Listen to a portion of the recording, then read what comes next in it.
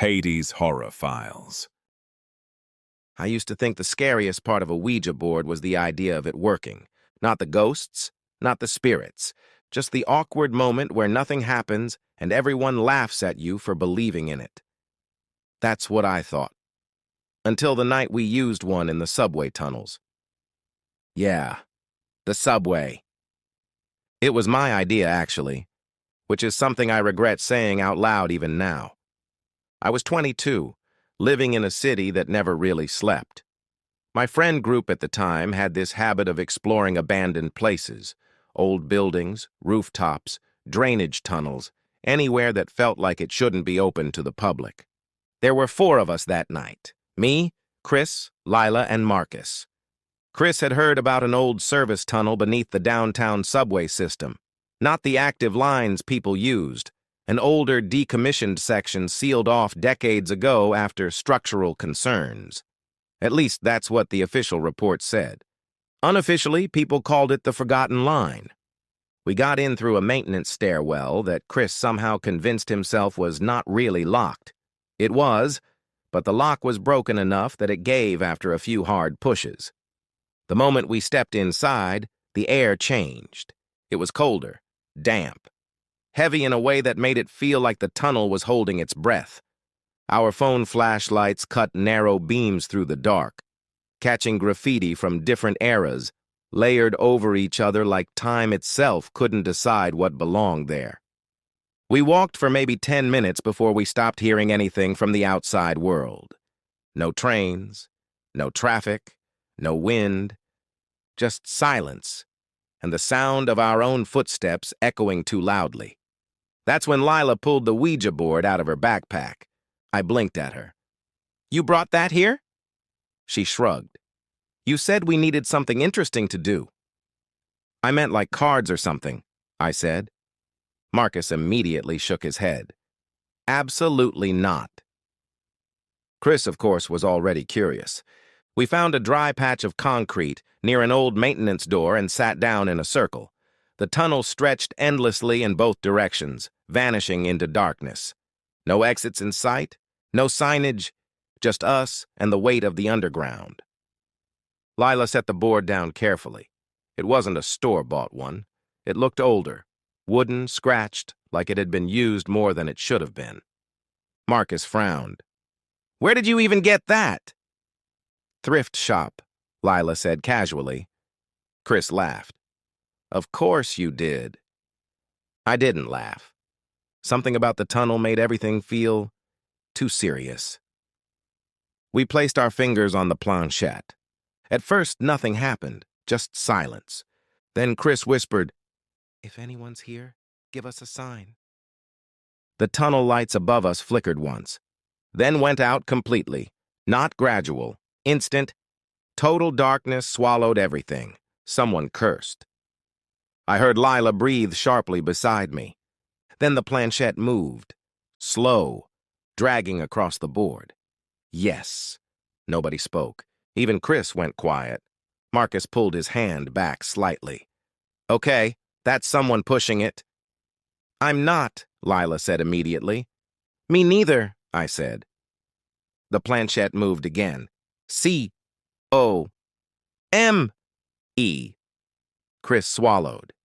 "Come where?" The board didn't answer. Instead, the tunnel itself answered. A distant metallic clang echoed through the darkness, like a train signal hitting metal. But there were no trains down here. Not anymore. Then came the sound of something sliding along the tracks far ahead. Slow, deliberate, getting closer. Lila stood up quickly.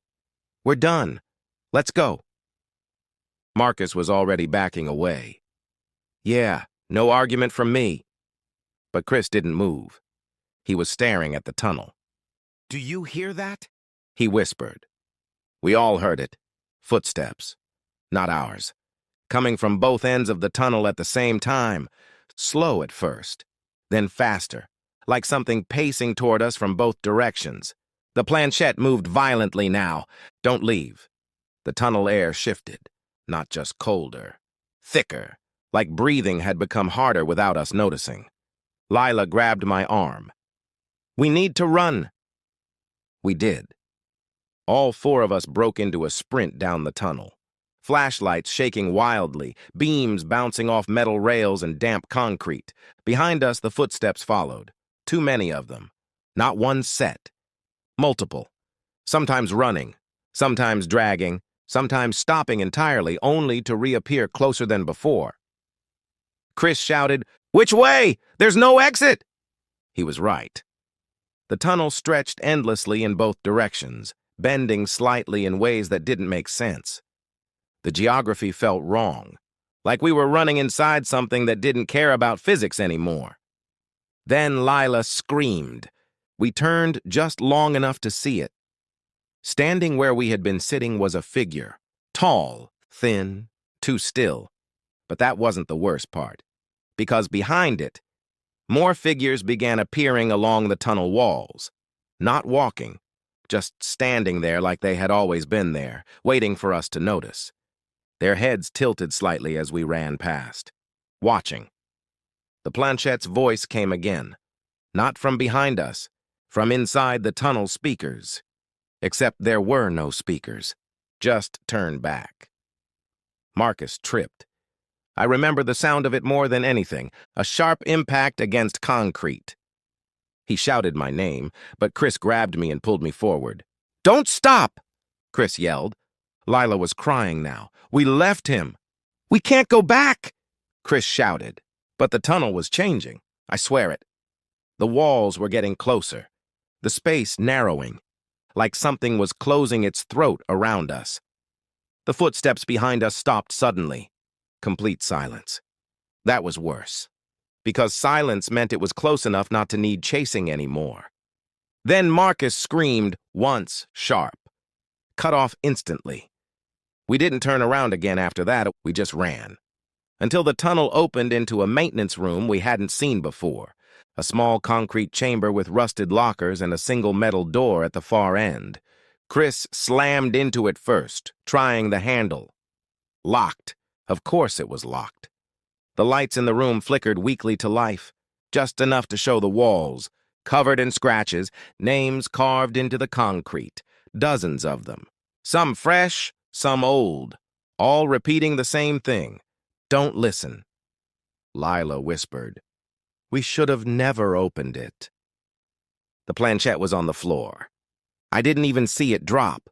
It was just suddenly there, moving by itself again, slow, final, goodbye. The metal door clicked open. No one touched it. We didn't question it. We ran through, and everything stopped. The tunnel behind us was gone. Just a normal subway maintenance hallway now. Lights working, clean walls, quiet, too quiet. Chris bent over, breathing hard. "What just happened?" Lila was shaking. "We lost Marcus." We went back. We called for him. We searched. But there was nothing. No tunnel access where we came from. No maintenance room, just sealed concrete walls like it had never existed. The police assumed we broke into restricted infrastructure and got separated underground. They found no evidence of anything else. No tracks, no bodies, no board, nothing. Except I still hear something sometimes when I'm near subway stations late at night. Footsteps in tunnels that shouldn't be open anymore. And once, just once, I saw Chris standing on the platform across from me. Except he wasn't looking at the train. He was looking down the tracks, smiling, and behind him, in the dark tunnel, something was standing just out of the light, waiting for him to stop looking at me, like it already knew he wasn't coming back with us.